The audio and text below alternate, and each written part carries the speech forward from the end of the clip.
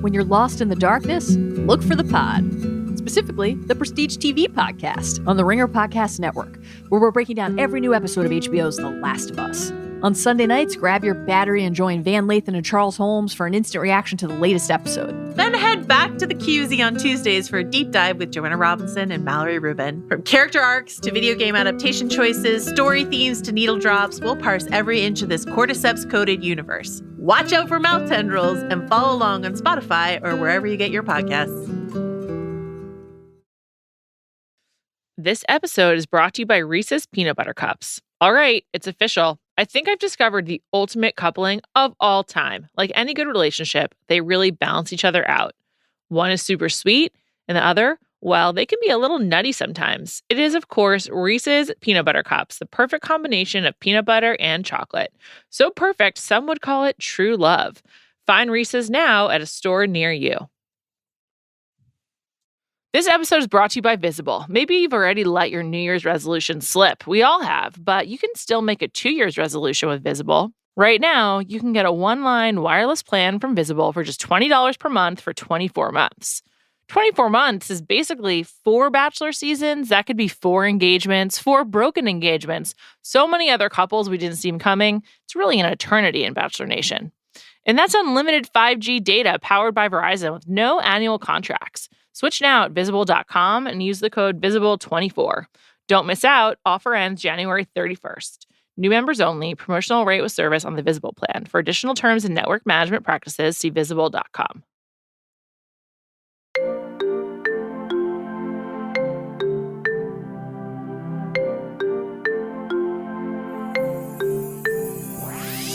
Welcome to Bachelor Party. I'm Juliet Litman. I am delighted to be joined by my Ringer colleague, who you can hear almost every week on the Ringer reality TV podcast, Morally Corrupt, on Fridays. The one and the only, Jodi Walker. Jodi, welcome to the podcast. How are you? Juliet, I'm great. Thank you so much for having me. I always love being on Bachelor Party. I feel like I'm nervous that I've scared you with my sheer enthusiasm for Golden Bachelor, and that you're like, I hope Jodi doesn't cry on this podcast today. I hope that you do cry, Jodi. It's crying week. We had tears on the show.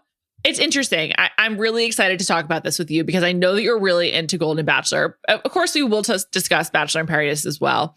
But I'm excited to have you because you are not alone. You are not the only person who is in love with Golden Bachelor. You're not the only. I don't know if you're in love with Gary, but we'll find out. Is that his name? Gary? Yes, it is. It's hard. It is. It's really hard. Week. I have to and ask I don't myself. know if I take notes while I'm watching when I'm going to be covering it. And so then you're writing out what looks like Jerry. Yeah, but it's so Gary. confusing. It's just Gary. It's beyond confusing. So I mentioned that you're not the only one who loves the show. And the reason I mentioned that is because the first episode last week was the most viewed episode of any Bachelor franchise show. So that's Golden, Bachelor, Bachelorette, Paradise, any of it since 2019. The premiere had over 7.7 million viewers. Oh, excuse me. It's actually since I think Matt James's premiere. It's been 3 years is what it is. Anyway, 7.7 million viewers across all platforms, all told. I think it's like one of the biggest shows on Hulu ever. Which I've been a Hulu fan for a really long time and a Hulu supporter. I don't even really know why, except they had a lot of British TV. But anyway, I'll just a fan of the platform. Fan of the platform, despite the UI being pretty bad and the UX pretty bad. Yeah. Nevertheless, the point here is I like Hulu and America is all in on Gary. And so, Jodi, I hope you do cry. And I just want you to know, like, you are here to represent the voice of America, the voice of people excited to watch the show. And I see you're welling up, I think, already. Stop. Is it? Don't you dare.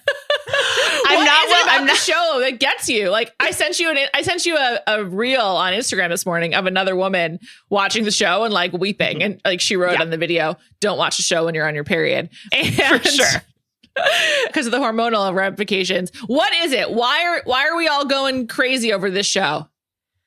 It's just something so different. And like, I deeply relate to, the many, many people ahead of Golden Bachelor and like a lot of our colleagues, a lot of my friends who are like, I've stopped watching The Bachelor. I haven't watched it for years, but I think I might tune back in to Golden Bachelor. And, you know, we haven't stopped watching for years. No. This is our job. Every week. Oh my God. There was that stretch, I think it was 2020, where The Bachelor was on like every week for like almost a full year. It was a lot. There were some tougher times in the Bachelor journalism community, and you hold on to your love for it. Like, it's like you shouldn't be covering something if you hold on to like what is fun about it, what's funny about it, like what brings you back to it. But sometimes it's harder than others. Sure. And we share the very unique history of like, much of my early career is founded on The Bachelor. Like, I got my first internship at Entertainment Weekly because of my Bachelor recaps on Tumblr. Like, that's why we're working together today, Juliet. Is Jodi, like, sure. You're a I real owe a lot one. to Bachelor. I think I started doing podcasts because David Jacoby and I just talked about it in the office at Grantland. So yeah, we've been in it, and it became very formulaic by design. There's a format and they followed it. It was popular. And I think you're right. Like, there is just something so different about this. And I want to dig into some of the differences, but applying the format, but making it feel fresh is so exciting, even in small ways. Like the way they open the show, it doesn't even begin with like the same kind of like wide shot. It's a much more intimate first scene of the show for these first 2 weeks in a row. This week, they opened the show with a flash forward of Nancy weeping in a wedding dress. And we'll go ahead and mark that down as my first cry. I immediately started crying, not sobbing, like not heaving, but like I saw her crying and I already knew why it was. I was like, they didn't say it. I was just like, she lost her husband and now she's back in a wedding dress for the first time. Like, they're doing a good job. If the goal is to make me cry, they're doing a great job. And are you crying because you feel for her? Are you crying for her because like it's a type of emotion we don't often see on TV? Like, what is it that's getting you to cry? Because you're not alone. Yeah, it's definitely the emotion. And I will say that like, anyone who listens to Ringer Reality knows that like I am a TV crier. I'm a big time crier. And like, I'm not really a real life crier. So and I'm not actually a very emotional person. I feel like all of my emotions come out watching TV because like I see other people being emotional. So one thing is that like these people are being very emotional. A lot of them have lost spouses. We're seeing like a lot of like 60-year-old women who lost their spouses like 10 years ago. That's really young. I just noticed that a few of them were on the younger side and they lost their spouses years ago. Like, that's losing a spouse really early. I could start crying right now, like immediately emotional. And then also there's, like you said, I was really noticing this episode. There's something about applying this formula that we're so used to, that we've been watching for literally decades, and then just making it slightly different. That's like uncanny. It's like uncanny valley. You know, it's like I recognize it, but it's totally different. Like Natasha showed up to the group date wearing Bermuda shorts. And I was like, absolutely. Yes. Wear board shorts to the group date. Like so strange to see, but I really love it. That didn't make me cry. That made me laugh. And that's the thing about Golden Bachelor is for me, it's just like wildly vacillating between laughing and being really emotional. And to have that kind of emotional response to The Bachelor is quite unusual lately. And what they've managed to do is like, I think for me at least, actually achieve the romance that hasn't been achieved in a long time because the stakes are really high. Interesting. Yeah, you're like, this actually could last for a while. Also, they actually haven't discussed it. They talk about finding a life partner, but the like idea of an engagement has not been mentioned at all. And that doesn't really feel like relevant in this situation. It feels so much more relevant that like, do you like each other? And like, will you find companionship? And I think that's a great point. Like the stakes of finding a companion, you know, later in life versus what could just be a temporary engagement that you move on from like 4 months later is really different. And it's actually like, I hadn't thought about that, but there's like, if Neil Lane were to show up, it would be confusing. It would just be like, what? Why? Maybe that's my own bias, which comes up a lot on Jam Session. I'm always like, why are these people getting married? Like, what's the point? But anyway. Well, it's weird. Like, it's weird to think about because it both oddly would make way more sense for them to get engaged at the end. Like, a lot of these are people who know like, what it's why like wait? to be married. They like, They know why who they wait? are. That's what really gets me watching the show is these people are so sure of themselves. I love it. And like, I'm like, what's the difference? Like, why am I so much more comfortable watching Gary be earnest than like watching some, sales rep from wherever be earnest when they're the lead? And it's because like, I really believe it. Like, I really believe the person that he is. Yeah. So what I was going to say a few minutes ago, you made me think of this. There's something about Gary that like is just believable. And he seems like pretty kind and he seems pretty vulnerable. And there's the one moment, this is good. We should get into the one-on-one with Teresa, where I think he says to Teresa, might have been to the camera, he's driving in the car and the headlights break. And he's like clearly really stressed. I was really stressed. I was like, so oh stressed. my God, this is so stressful. I was like, he's going too slow in the right lane. Everyone's going to get so mad at him. It's not good. And he says like the hand on the shoulder really made a difference. Like he needed the support.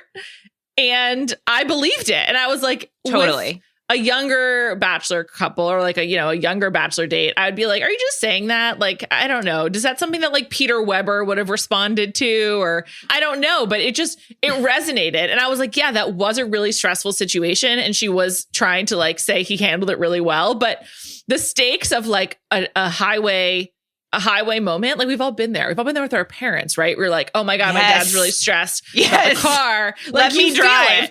And you know that. And so that moment was like pretty small, but like it makes sense that it would stand out from the date. It reminded me actually a lot of Terms of Endearment, but much nicer because Gary is much nicer than Jack Nicholson in that movie. That's so funny, Juliet, because I clocked that moment too, but I kind of clocked the other side. I mean, I definitely recognized him saying that as genuine. But before he says that, Teresa says, I really wanted to put my hand on your shoulder the whole time. And I found that deeply vulnerable. Like to imagine being on a date and telling someone that you wanted to do something, but you weren't doing it for some reason, and then you did it. Like, it just feels like they're communicating so openly. And but there's no 70-year-olds trying to play it cool, It's over. I totally agree with you though. Like when people speak in really direct terms that are like allegedly representing their feelings when they're, on normal Bachelor or old young Bachelor is what it is. The old show with the young Bachelor.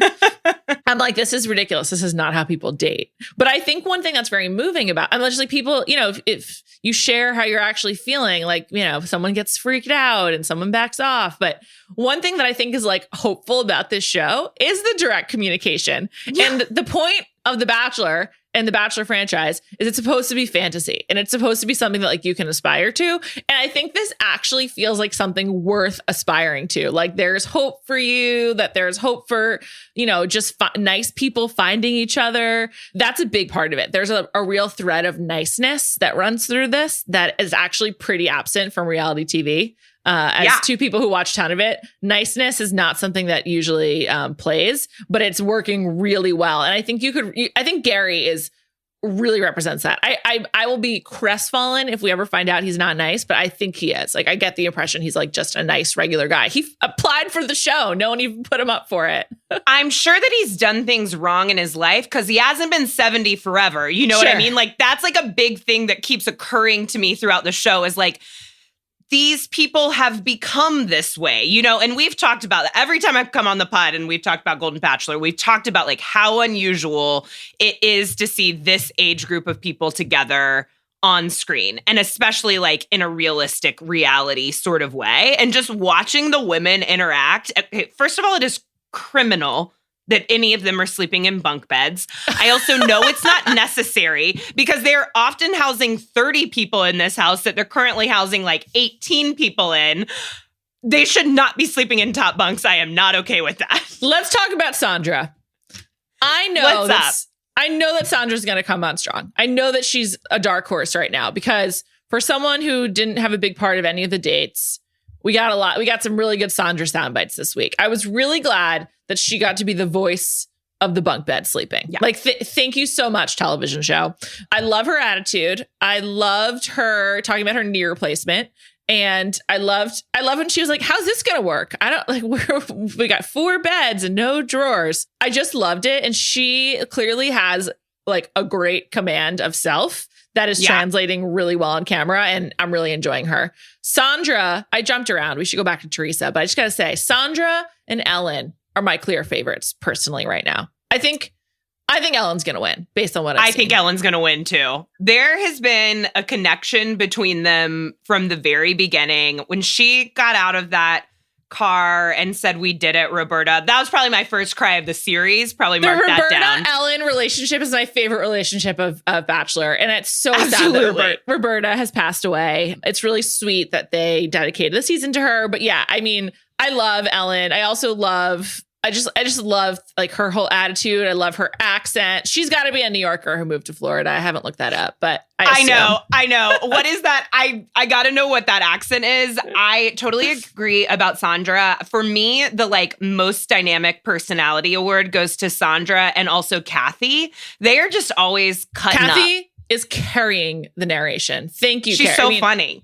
Kathy was episode 1. We didn't get as much of her in episode 2, but I agree. Kathy also looks to me like she should be friends with Goldie Hawn. Like there's something about her poise and like the way that she looks that it's very like Goldie Hawn era to me. She's like always kind of dancing. Like she's always kind of moving around and having fun. Dancing is another big part of the show and the joy. There's been a lot of dancing. Dancing. Like even when the women got in the shower together and they accidentally pulled down the shower curtain, like there was like some grooving going on. And then obviously Gary likes to dance. They had the flash mob. The dancing just like is the international language of joy. And it's also like, it's really working for me. And I love seeing it on the show. They seem like they're having so much fun. Like it makes the experience seem really fun. And then like you compare that to Bachelor in Paradise where they all seem miserable and they like can't poop and like everything's terrible. Okay. The best visual encapsulation of how to compare Bachelor in Paradise and Golden Bachelor is the scene where the women all crowd into the shower together and they're like having fun and they're like, this is so funny. They don't say that, but I imagine they were thinking that. Versus when Hannah Brown comes down to the beach in Bachelor in Paradise and the entire cast is sitting on one giant daybed together and it's just like hot and sticky and sandy. And you're just like, why are you all sitting together for an extended period of time like this? Like, it just makes no sense. There is no joy in Paradise and there is only joy in the mansion. And it's a real reversal. Like I can't even... Yeah, like Bachelor in Paradise is such a come down. It's like the hangover the next morning and you just want to live in the drunkenness of Golden Bachelor a little bit longer. And they're not just like on a nasty, damp daybed all sweating on each other. They're also fucking losing it. They're like, is Hannah Brown here to date? Is she dating anyone? Is she single? What's going on? And then like over in Golden Bachelor, they're like, yep, I guess we all have the same boyfriend. Although we're only 2 weeks in, I do think that's going to get harder. And I will say... that is my deep, deep worry for Golden Bachelor is that, like, I just feel like all of these people are going to fall in love and Gary's going to fall in love with, like, several people. The feelings seem really strong. The stakes are really high. They're all like, I mean, I thought about this on the date on Teresa's one-on-one. Like, she talks about that when her husband passed, he told her, like, you know, go find someone else.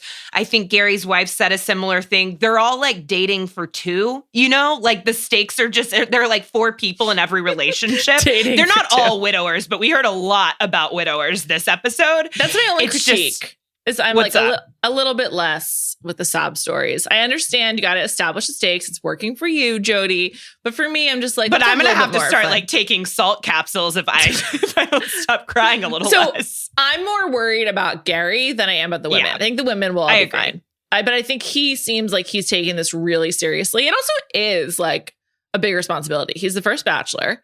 This is probably, I don't know how much you got to date, but he went from his wife passing away in 2017. COVID wasn't that much later in sort of grief timelines. And now he's doing this. So I feel more worried about him. I think the women will be okay. I think Teresa, I can't get a great feeling on Teresa. Like there was the moment after she got the date card, which, hold on, let's pause there for a second. Jesse talking to the women, they're like, what's a date card? Are you going to read it? And him laughing.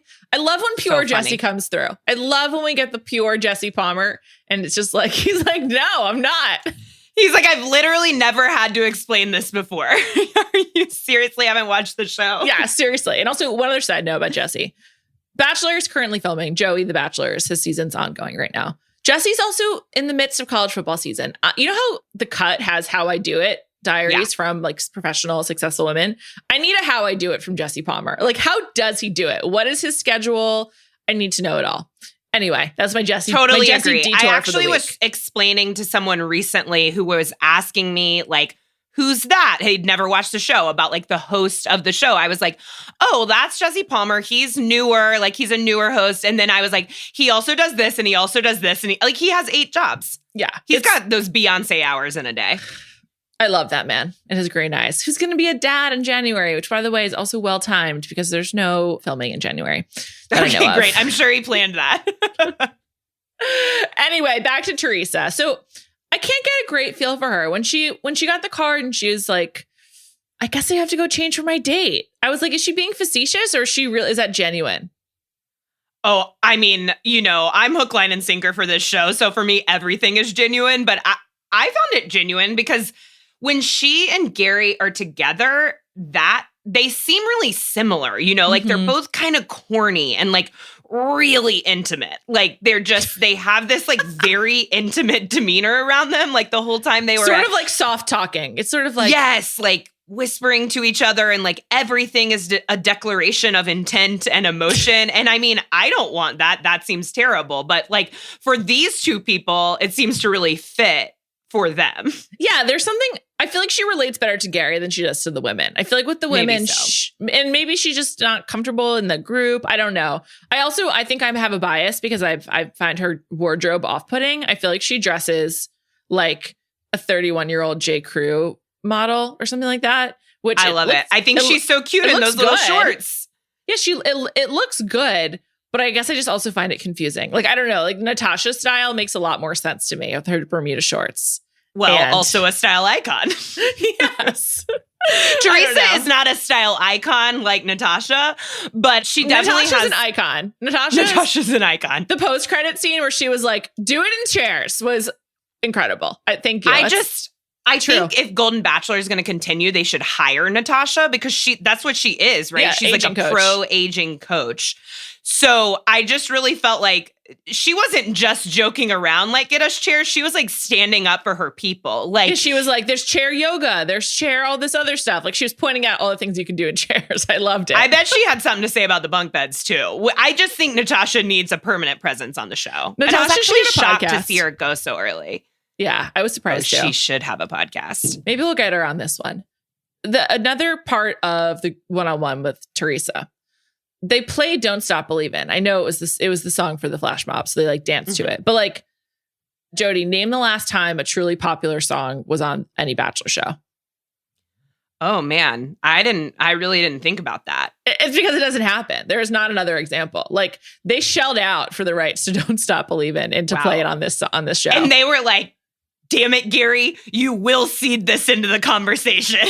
Like, and he nailed his mark, man. He got it in there. He was like, and don't ever stop believing in love. Eyebrow wiggle, wiggle. And it took Teresa a minute to get it. He understands the assignment. That's for sure true. Like I also saw him doing press when I went to the influencer event. And he's really good. He's an eye contact man. I think part of that may be related to the hearing when he's like in a large group, probably helps to like lock in. But he understands what he's doing and he's nailing it. So good job, man.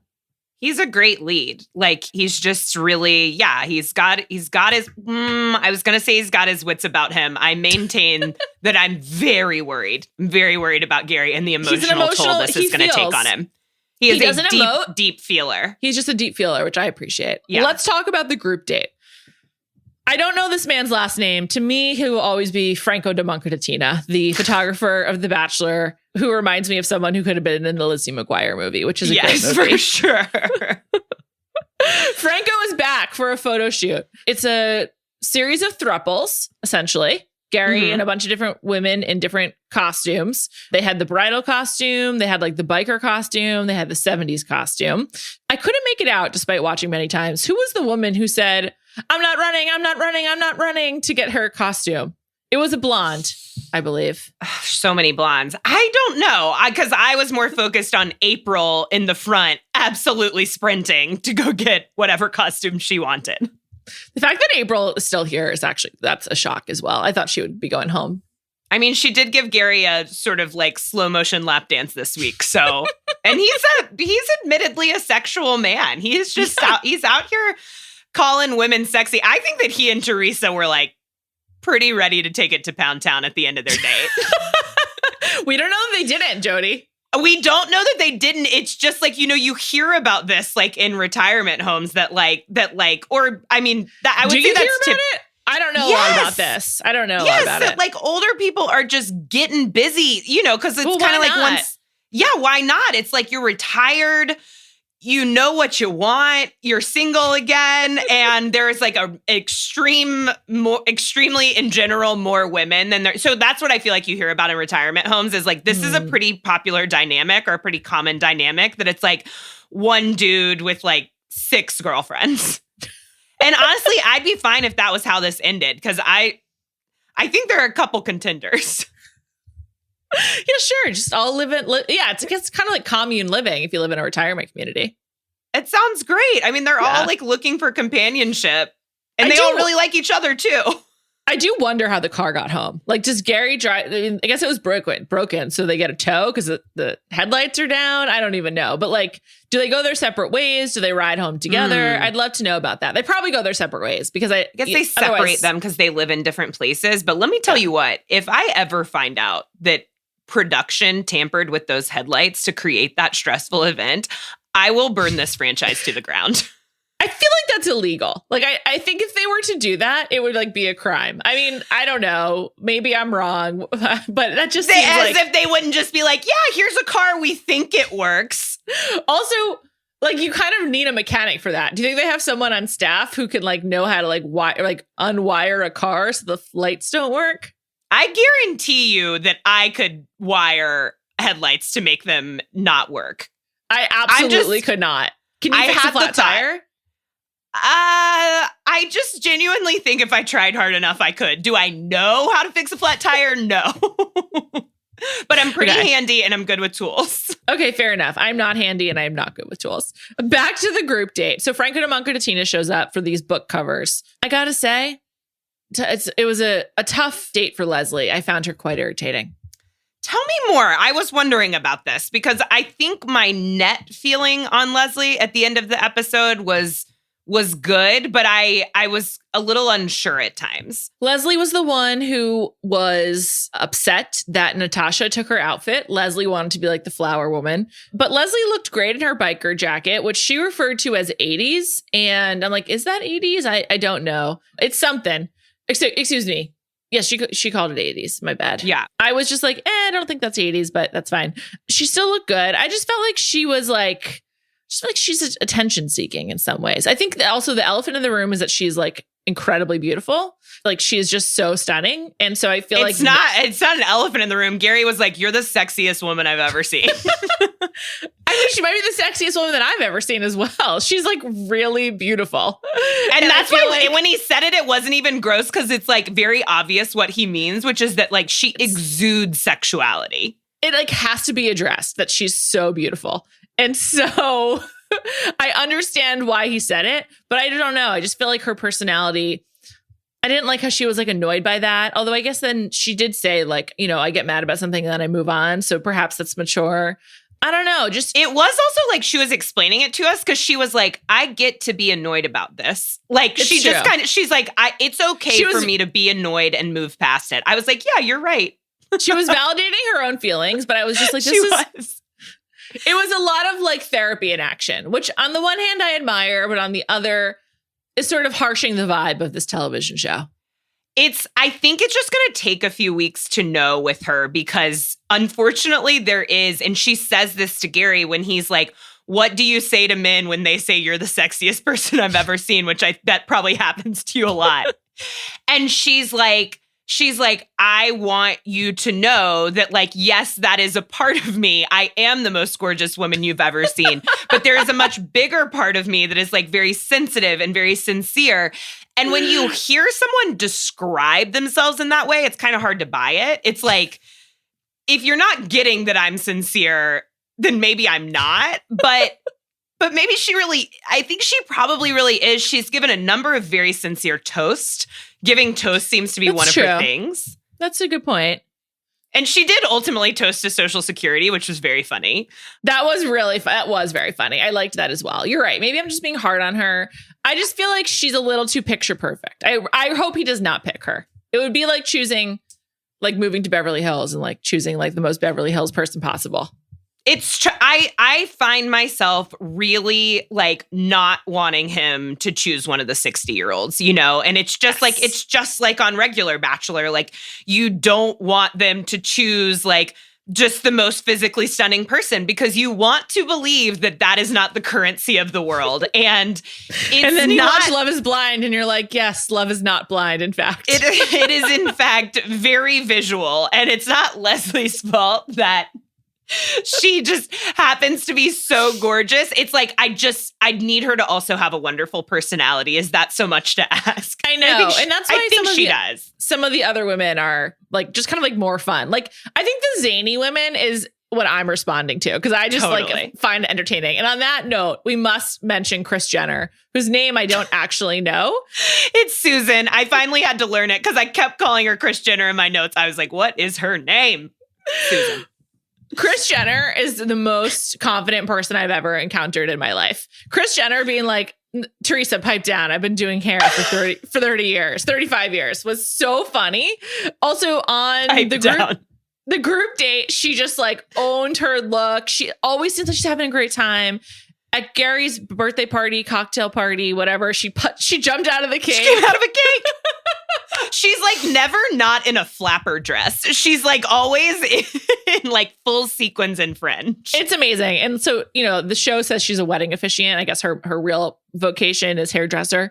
But it's just really funny that like wedding officiant, it's like part of her life. Like there's just so much about her that's really fun. And like similarly, Natasha, the way that she spoke to the camera, I love the zany gals. I don't know if they're great for Gary, but they are great for TV. And that's why Ellen is particularly fun because I think she's both a little zany, but also seems good for him. And is very sweet. Like she does seem kind of like 30% of each of these things that we're kind of seeing 100% of from some of the other women. Like she seems a little fun and zany. She seems a little sweet. She seems like a little spontaneous. She's definitely gorgeous. Like, I know. I really like her. I've really liked her from the beginning. I'm trying to think of who my other I definitely think Teresa's a front runner.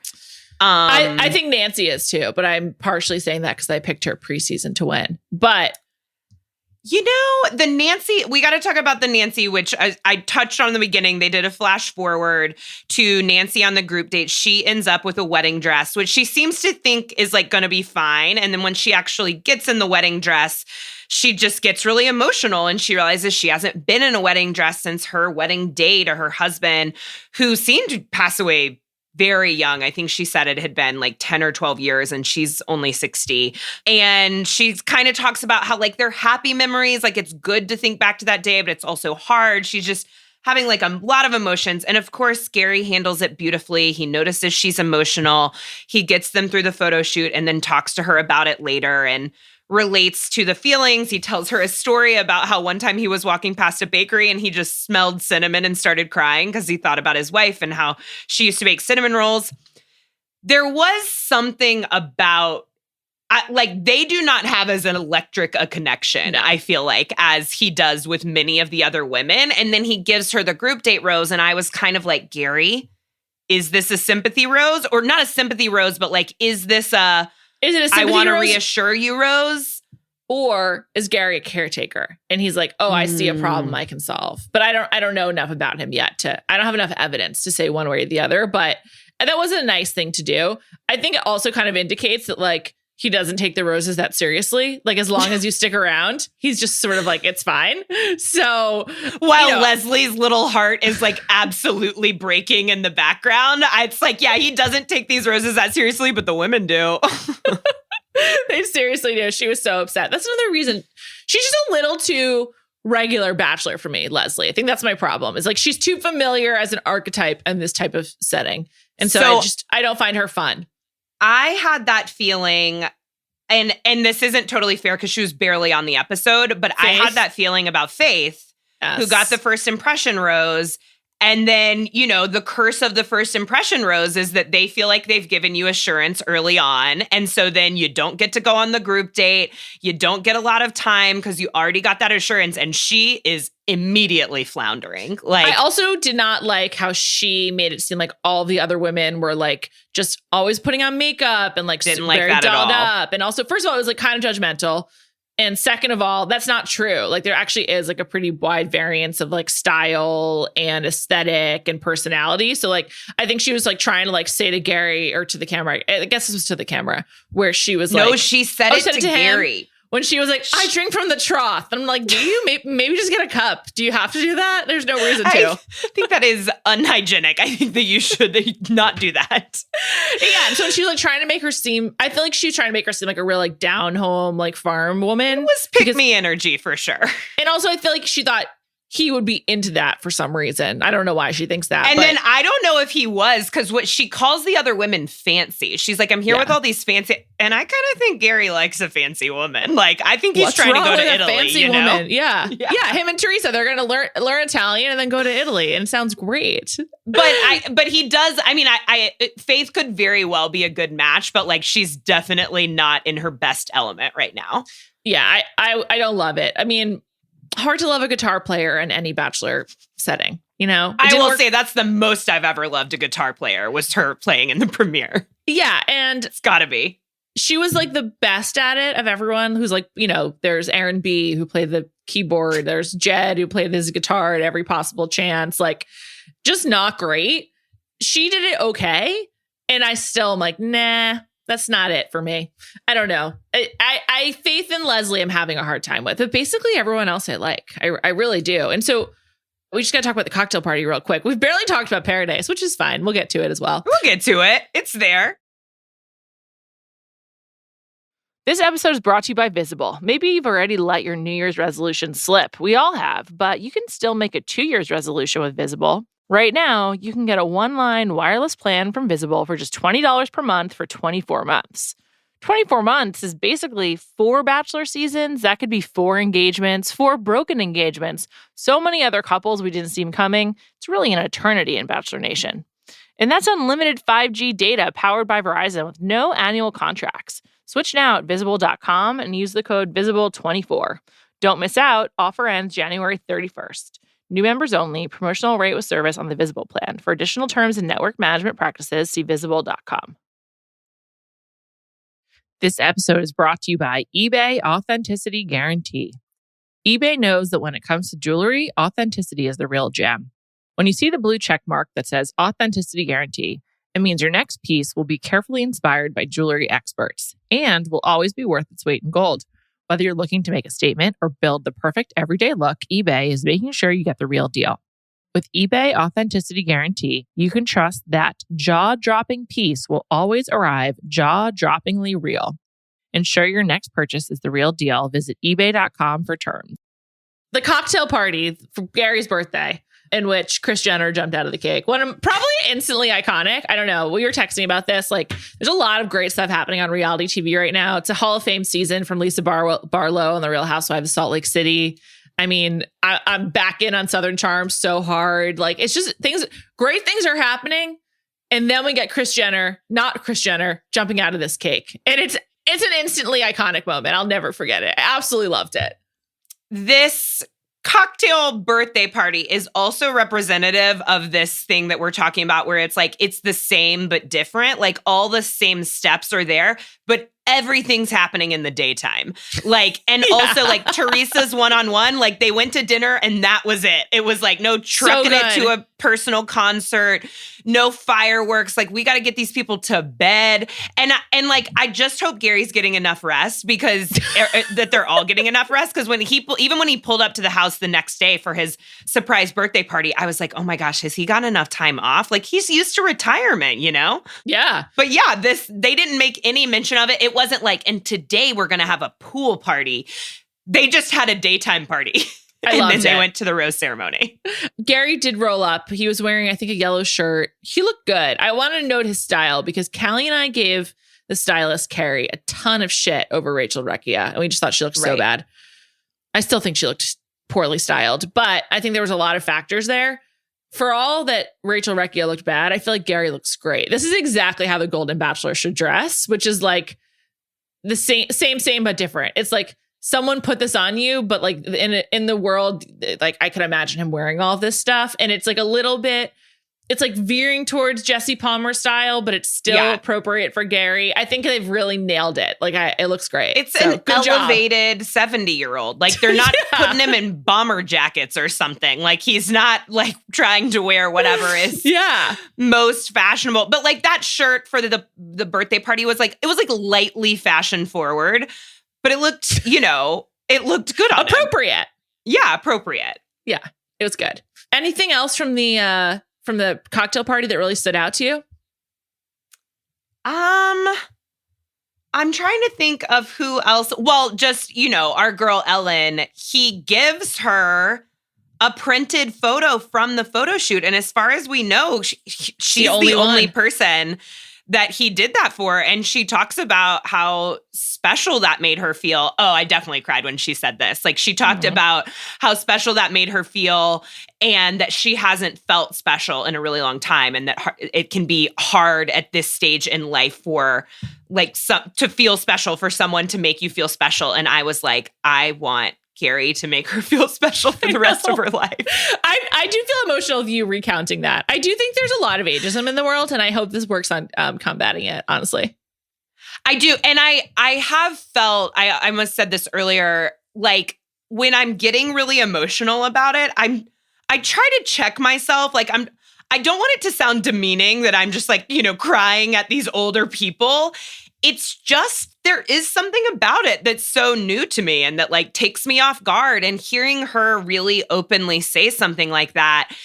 And it doesn't feel sad. Like that's what they keep saying, is that this feels very hopeful. Like they're finding so much hope in this experience, and that hope exists outside of this experience as well. That like life is long, or hopefully life is long. And like a lot of these people are people who have a real extra appreciation for life because they've already lost someone very important to them. And it's just, I got weeks ahead of crying for me. I just gotta drink Gatorade and sort it out. It's gonna be okay. Consider Liquid IV my go-to. And by the way, that's not an ad. I just like Liquid IV a lot. But if you do want to get what flavor do you drink, Juliet?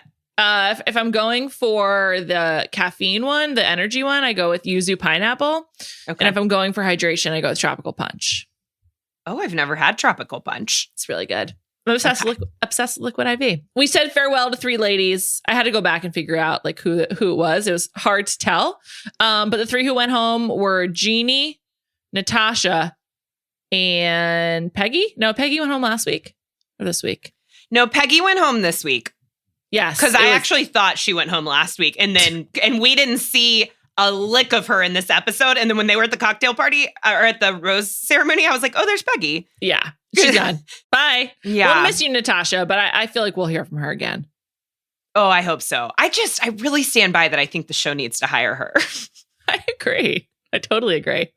All right. On that note, let's talk about Paradise. Jodi. What's up? Is Hannah Brown the Taylor Swift of Bachelor Nation? Absolutely. I mean, to the extent that they're, wow. Yes. Wow. Those people were losing it.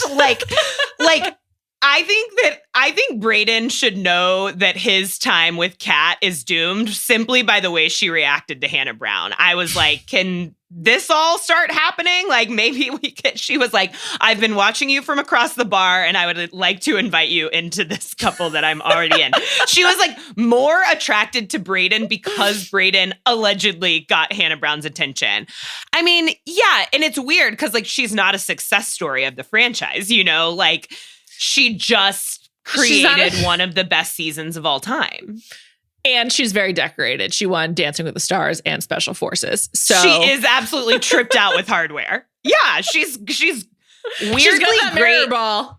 She's great at reality TV while like maintaining her real personality. And it's, you know, I don't feel shell shocked when I see her. Like, I don't feel like I can't believe they got Hannah Brown to this beach.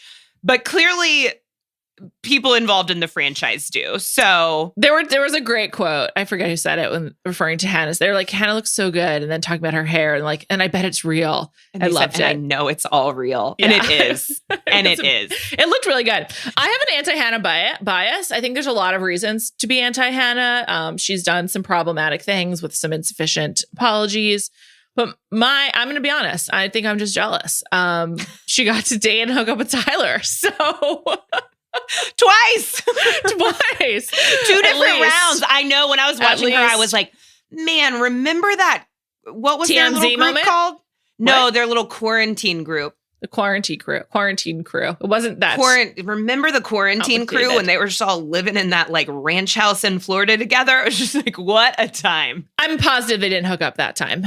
So that's fine. But I know obviously they did in the fantasy suite. And also when he left her apartment the morning after the final rose or whatever it was, and TMZ caught it on camera somehow. Oh yeah, Juliet. I mean, I don't want to hurt your feelings. They definitely hooked up a lot more than twice. I meant like 2 rounds. I'm actually not sure they did. Just to be clear. I'm legit.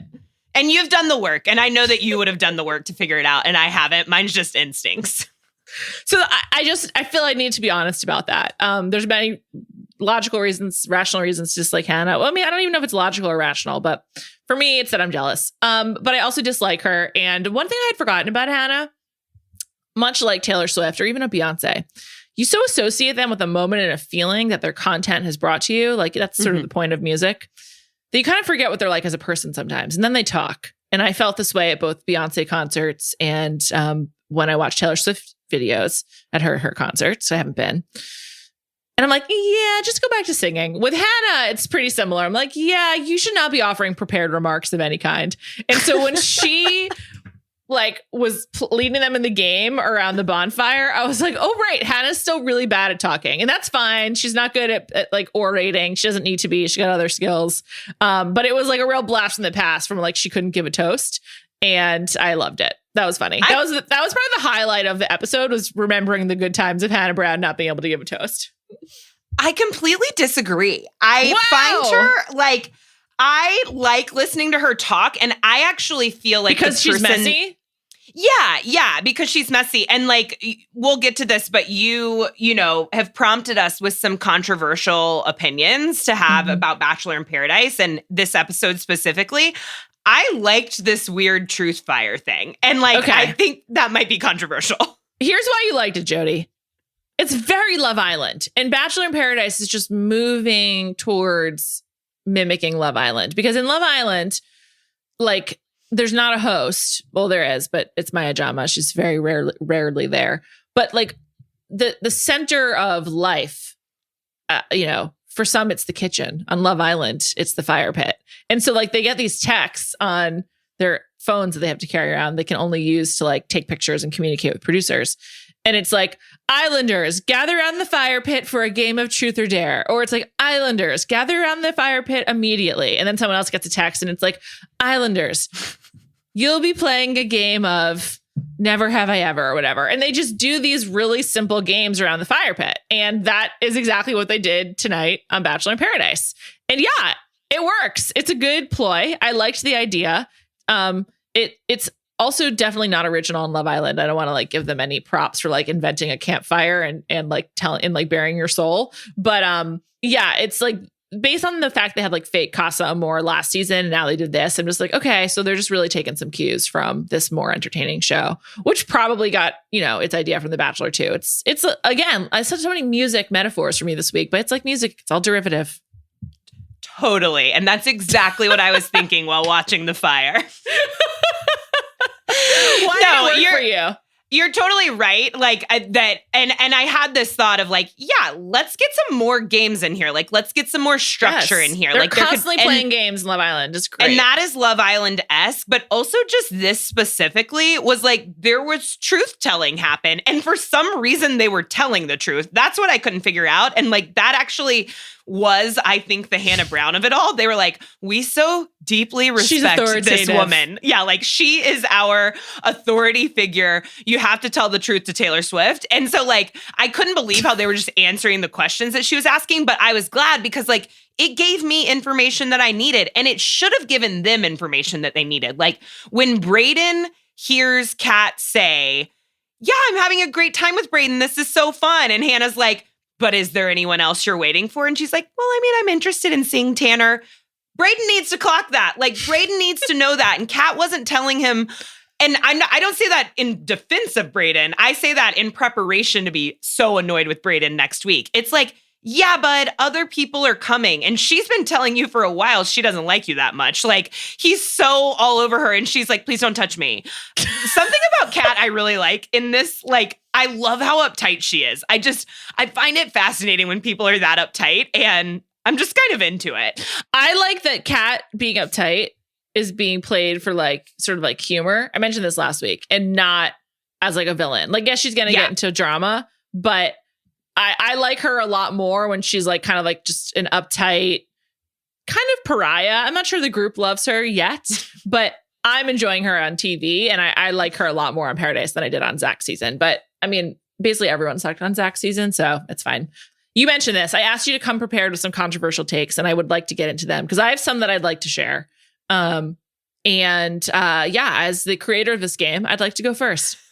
I would love for you to go first. I don't know how controversial. I mean, I got some others, but that was my main one is like, yeah, this weird truth-telling fire is kind of working for me. What is your controversial take?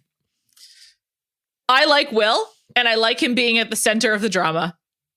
Unfortunately, that is also my controversial take. So maybe it's not controversial. It's gotta be. I just like, I'm feeling myself. Okay, I didn't cry. We're zagging. We're zagging. This is a zag. I was emotionally moved when he and Mercedes suddenly got together. It was like so emotional. I could not believe that the scene we've been seeing of him absolutely weeping, that they were happy tears. What a twist. In episode 2. It happens so soon. Will is a clown. We know this about him. But again, all this like clownish behavior is played to turn the audience against you on The Bachelor, is like helps you rally around these people on Bachelor in Paradise. And it's way more fun. And I think it's funny. I also think that like I don't think he's acting. I think this is him. Like the way that he fell into the pool and then was like, I'm soaked and didn't know what to do is kind of similar to him just weeping over like finally 2 days later finding Mercedes. And I think it's really funny. And I like really enjoy him as a speaker on camera. I like really glad Will's in Paradise. There's no chance he would be crying this much if it was an act. Like I can relate, doesn't have control over those ducts. Like he's got leaky ducts. These tears cannot be stemmed. And I was like, oh no, Mercedes is going to get the ick. Like as soon as she was like, I actually have liked Will for a while. Once he started crying, I was like, oh no, but she liked it. She's a caretaker. Mercedes and Gary, so much in common. Like she's definitely a caretaker. And she was really drawn to how emotional he was, which he's very, and I just think about all of the social norms that Will had to overcome to be that emotional. And I'm impressed. Great point. I'm impressed. Just laughing the use of social norms and Will together. He is an atypical man on The Bachelor in Bachelor Nation on the franchise. Like he is so full of emotion. And then in contrast, he's done a couple things like that I haven't loved in the season. I was very frustrated during the first episode that like he asked Olivia if he could kiss her. She waffled, kind of like maybe, I'm not sure, and he kissed her anyways, and then was like surprised that she was, thought that kiss meant something. Didn't love that. But that's the Bachelor, that's the Paradise game for you. But I actually thought that he handled the Kylie thing pretty well. Like, and maybe it's because Mercedes interjected so quickly, but he didn't seem to hold it against Kylie that she had other feelings. He was just really emotional. I feel that most people are just kind of like acting appropriately so far, which I'm happy about. No one's really like, there's been no code breaking, except one moment I wanted to discuss with you. I don't really know I have a controversial take on this, but Aaron B apologizes to Eliza that he didn't say something much sooner to her about how he made out with, did he make out with Mercedes, right? And like, it happened 24 hours prior. I don't know that he should have said something much sooner. You don't know there's anything there with Eliza. You got to give it a shot. And so like, you're supposed to begin every conversation you have with, hey, I'm Aaron B. I made out with someone X number of hours ago. Or like, hey, I'd love to talk with you, but like FYI, I'd like to let you know that I just kissed someone. Like, I don't know. I don't think he needed to say anything any sooner. It's fine. I don't know. It clearly means a lot when you kiss someone on the first night. And that's what these men need to be thinking about is like, yeah, you think it's so fun and fancy free to just kiss someone on the first night. And then it like continues to have, they're not living in the real world. They're living in this nasty paradise world where like they're on the day bed. They're all on the day bed, all kissing each other, creating nonstop love triangles. Like kisses actually are important. Is that embarrassing as a 30-year-old man? Yeah, but you've already done something embarrassing by coming on this show. So like you do have to talk about it. But I was shocked. I mean, he needed to tell Eliza. I actually thought he told Eliza in an appropriate amount of time because he did tell her. He didn't say shit to Mercedes. And I was like, that's what Eliza needs to be clocking is like how he's treating this other we didn't woman. See. He may have. She says, he may have eventually, but she says multiple times throughout the day that he hasn't spoken to her that day. That would be... That I think that's enough to drive any person crazy is like you think you've made a connection, you've kissed, and then he doesn't speak to you the next day. That's clown behavior. I think we know that's fuckboy behavior. He's not to be trusted. He went to Fiji for like 2 hours worth of work, and that's not cool. You know, I'm out on Aaron B. No, thank you, Jodi. Do you have another controversial opinion? I've got a few more. Okay, you give me one more and then I have a question. Okay. I like this bit with the body glitter. It's fucking everywhere. It's on Brayden. It's on Jess. It's on everyone. But here's why I like it. Here's why I like it. I'd like to know that they're like doing things that normal people would do when in paradise, which in like when you're in isolation, you don't have anything to do. You just get weird and you have fun. Yeah. You do like random arts and crafts. Maybe their random arts and crafts putting body glitter on themselves. And I think it's funny and I like it. It's creating like a visual joke that I can always identify this season of Paradise by. So I'm into it. I bet you didn't.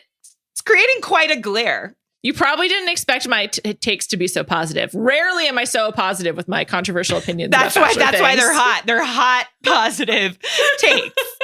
I'm so uplifted by Golden Bachelor that I feel positive about Paradise. And that's the Golden Bachelor glow right on to, although like I've never body seen glitter.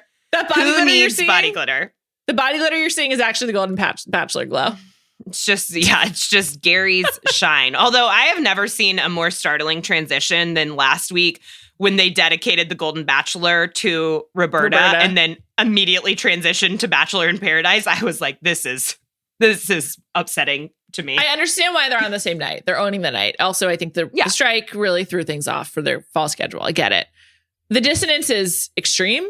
And I think it's really bad for Paradise, ultimately, is what it is. Because people, I think, are so excited about Golden Bachelor.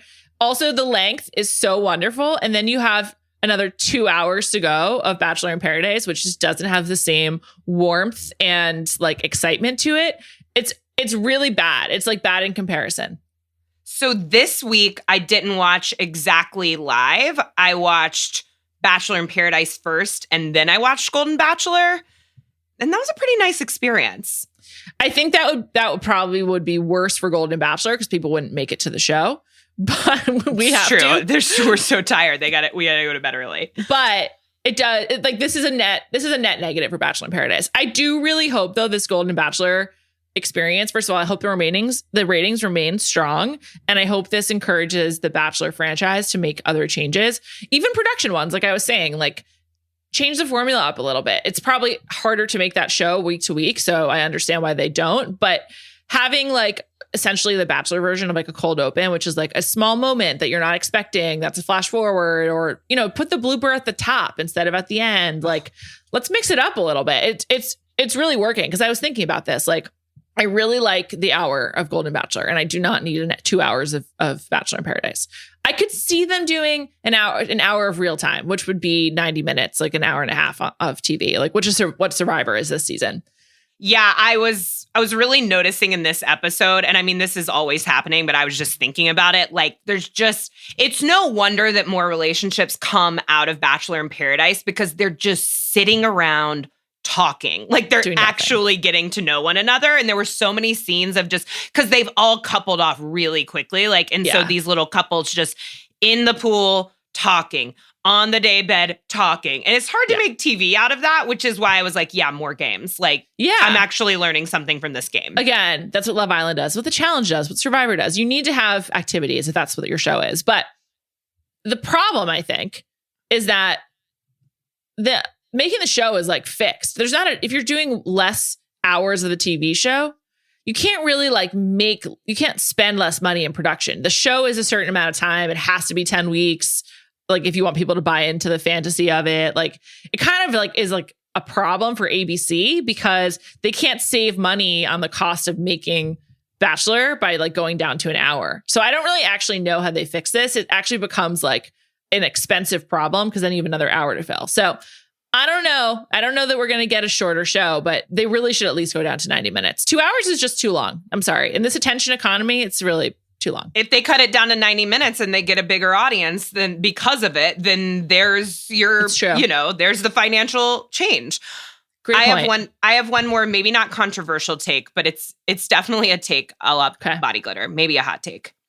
I think, and I'm curious about how you relate to this very personal issue that we keep hearing about on the show. I think it's actually really fair to be self-conscious about chest hives. Oh, I don't personally get red in the chest, so like I don't relate. And I had no idea it was such a common problem. Like these women in this season are talking about it all the time. Maybe that's why they're wearing the body glitter. That's what I thought when you said it. I do get chest hives, but I've never really thought about them. I'm just like, oh, yeah, that happens. But again, I think it's really legit. I agree with you. I didn't know it was common either. And is it like a nervousness thing? I don't even know. I think it's typically nerves, and it can also be drinking related. Like I have friends who, and it's like hives who like get it when they get nervous or self-conscious or like about to public speak or something. Yes. And that's why like I think it's so fair to be self-conscious about it because it's such a tell. Like crying is a tell for me and Will, and we have no control over it. You have no control over your chest size. And sometimes it's telling a story that you don't necessarily feel, Totally. Like maybe you're just a little nervous. I'm thinking about myself. I do get them frequently, and I'm like, yeah, it's probably anxiety or like nervousness related, but like I think I'm like this is a big sharing moment. I'm a big physical anxiety person. Like I manifest my anxiety into like different kinds of pain. And so it would make sense that hives are a part of that too. I get it for them. I agree. It also like there's such a focus, the way the show is shot, it's such a focus on their chests all the time, on their boobs. You can't wear a crew neck. Like, it's like, if you know you get hives when you public speak, like you can wear a top that covers it when you're like constantly in a bikini, and they're probably having an allergic reaction to that glitter. I know. They should be able to wear, I wonder if they can wear clothes. They just don't. I don't know. One thing that I want to address, I wanted more out of Rachel and Avon seeing each other on the beach. Like next week, we're going to get this big Rachel and Tyler moment. And Rachel and Avon like didn't even interact at all. And I thought that was really weird. They gave each other a very warm hello. Like it was like, and it was strange. Yeah. We haven't even talked about Avon, who is like the most cartoonishly good looking person. So handsome. My first note in my notes for this week is Avon is very hot. I mean, he's just absolute same. Like it was like the first thing I clocked was like, wow, look at the face on this guy. Hot. He's just like a really hot man. He looks good in his clothes. He seems nice. He seemed like kind of boring on that date, but that's fine. Yeah, he's just really hot. He looks like he looks like he could have been like animated from the movie Hercules, the animated film. Like he looks like he's like an Adonis from that. He has been sculpted from clay by Zeus, but the cartoon version of Hercules, absolutely. It's like ridiculous. Like I wouldn't be able to talk to someone like that. I'd be like, you're like barely human. You're so hot. What's the point? Well, and I think his personality reflects that. Like he does seem totally nice and totally boring. And watching people like Avon and Kylie on a date when they're just like, they're so good looking. And you're like, yeah, I guess that's what the connection is, because I'm not seeing anything else. And then I get all in my head. I'm like, I worked my whole life to develop this personality. Like I was like, you know, a chubby adolescent. So I had to have something going for me. And these people just get to like be beautiful, and that's how they connect with others. Good for them. It's like I've read a lot of books, so I have a lot to talk about. But all they have to talk about is like it was and just like they just kept talking about the hype and all the buildup, and I'm like, all this hype just comes from being the same amount of hot. Because I believe Kylie when she says like their only exchanges have been a couple of likes and like one fire emoji. Like I believe her. That is modern dating right there. So that's legit. I don't think Kylie should be made fun of. That's real. Oh, no, I think that's totally fine. However, I think that like if I had sent one person a fire emoji, it would mean a lot less and the hype would be built a lot lower than Kylie sending a fire emoji. You know what I mean? It's like, yeah, the hype is here because you're so hot.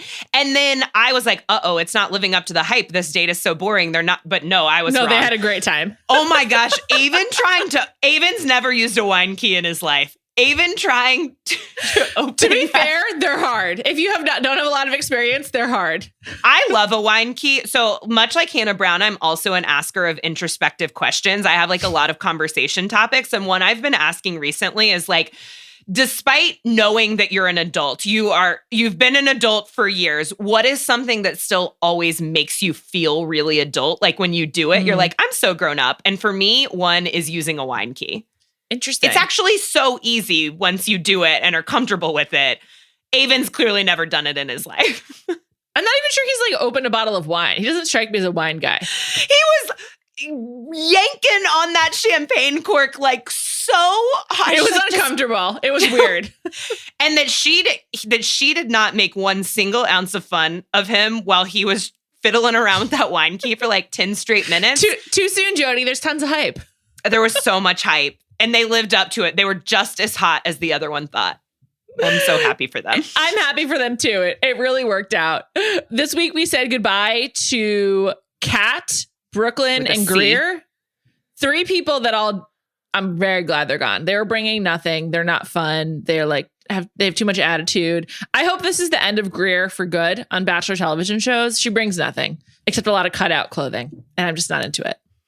Lot of cutout clothing. I felt that Brooklyn was extremely ready to leave, which was actually an attitude that I liked. Yeah, that's a plus for Brooklyn. I agree. I would hate it in Paradise, but like also being Wells seems really awesome. It's such an easy job. Like you're in Mexico, you get like a taste of what's going on. He's staying in the resort. Like he's going home to air conditioning every night. Of course, yeah. It's just I'm glad all 3 of them went. And I look forward to next week when Tanner arrives. I was like, Tanner was a dark horse candidate for Bachelor for me. I'm actually happy about Joey, but I thought Tanner, I don't know anything about his personality, but very handsome. So I was like, very hot. Make him the Bachelor. Yeah, I mean, he was on the show a long time. We still don't know anything about his personality, and neither do these women who are all excited for him. Like me, they don't give a shit. They're just like, yeah, he's hot. No, they're just like, he's really hot and he's coming our way. Double Denim Ken, aka Sean. He's also a net positive for me in Paradise. He's bringing a lot to the table. I'm glad he's there. he's made for paradise, I think. Like, Who he's do you not think taking him and Rachel are together. Who do you think she actually ends up with? Like, it's definitely not going to be him. I don't know. I mean, I was intrigued because we got off on this whole Avon thing by like talking about that it was weird that I would have liked one testimonial to just hear what she thought about Avon arriving. Avon was her number 2, wasn't he? I know. Yes. Yeah. Like, and then he asked her out like on TV after like the final rose, they made which him Jesse do it. Yeah. helpfully points out when he arrives. He's like, last time we saw you, you were asking Rachel out. She's down on the beach. See you in there, bud. Love Jesse. Love Paradise Jesse as well. Like, I it's love probably Jesse, my favorite period. Jesse variant. It was so weird. And then next, they seemed to just be in a good place. They greeted each other warmly. She seemed happy for him that he had so much hype and hotness with Kylie. And next week, we get a preview of a very excited reaction to Tyler, who was this has to be such a weird experience for Rachel, who was her number 4. Yeah. And wouldn't that be interesting? Because I always thought she cut him loose kind of early. That would be really interesting. Tyler, to me, seems like a type who's like, he must got it in person and doesn't translate on TV. Because I'm just like, why is everyone so excited about him? But also maybe he's just like a familiar type. I don't know. He just like looks like you would run into him like at the mall. He's But kind of that's like he's like a Jared Habon to me, who's, by the way, a great guy, but like kind of a similar type of person. I feel like I think Tyler probably will find love in paradise. it's like a cute, good guy. You can do a lot worse and a lot worse on Paradise than a cute, good guy. I forgot that he had a relationship last year with Brittany and then she dumped him. Brittany Galvin. She was on Matt James's season. She was accused of being an escort. Wow.